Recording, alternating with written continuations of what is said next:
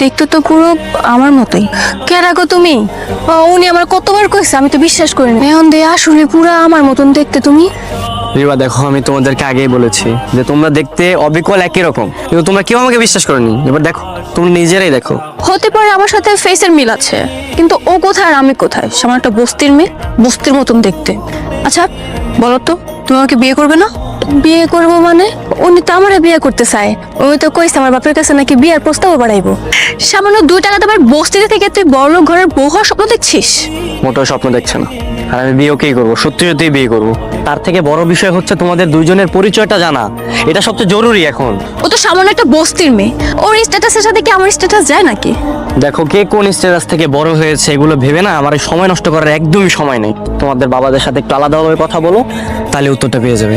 আমার বাবাকে জিজ্ঞেস করতে হবে না, উত্তর আমার জানা আছে। তোমার বাবাকে একটু জিজ্ঞেস করো, তাহলে আমরা উত্তরটা পেয়ে যাবো।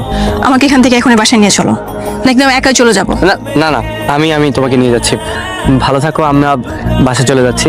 আর হচ্ছে তোমার বাবাকে প্লিজ একটু জিজ্ঞেস করো, আমি কিন্তু কালকে এসে শুনতে আসবো। তোর এত করে বলছি, তারপর তোর বিশ্বাস হচ্ছে না?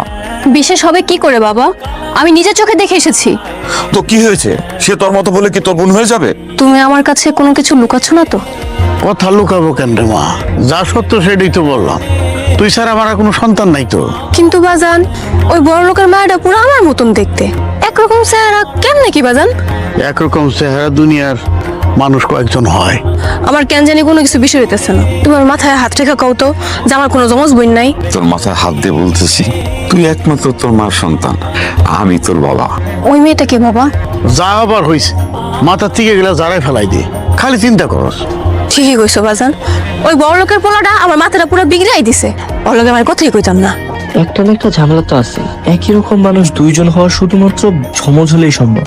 এটা আমাকে যেভাবেই হোক খুঁজে বের করতে হবে। তুই বলে বস্তির কোন মেয়েকে পছন্দ করেছিস? রিবার মতো দেখতে বলে তুই রিবাকে অপমান করেছিস? বাবা, সেদিন তো আমি ওকে বলেছিলাম আমি একটা মেয়েকে পছন্দ করি। বেশ বলেছিস, কিন্তু তাই বলে বস্তির মেয়েকে? তুই যখন বলছিস দেখতে একরকম, তাহলে রিবাকেই বিয়ে কর, একই তো চেহারা। বাবা, দুজন একরকম দেখতে হলো তাদের চরিত্র একরকম না। চৈতি অনেক বিনয়ী, অনেক সহজ সরল, আর অপরদিকে রিবা অনেক অহংকারী। বাবা, আমি তোর এই কথার সাথে একমত হতে পারলাম না। বাবার টাকা পয়সা থাকলে ছেলে মেয়েদের চলাফেরা একটু অন্যরকম হতেই পারে। তার মানে এই না যে মেয়েটা অহংকারী, এটা আমাকে ভেবে বসতে হবে। তার চেয়ে বড় কথা, আমার উপর কি তোর একটুকু ভরসা নেই মা?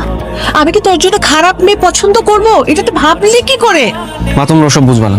আমি চৈতিকে অনেক ভালোবাসি, আর আমি যদি বিয়ে করি ওই বস্তির মেয়েকেই বিয়ে করবো। তাহলে আমার ফাইনাল কথা শুনে রাখ, যদি বস্তির মেয়েকে বিয়ে করিস তাহলে ওই বস্তিতে শ্বশুর বাড়িতে গিয়ে তোকে থাকতে হবে। এই বাড়িতে জায়গা হবে না তোমার, আমার কোনো ধন সম্পদে তোমার কোনো অংশীদার থাকবে না। বোঝাও তোমার ছেলেকে।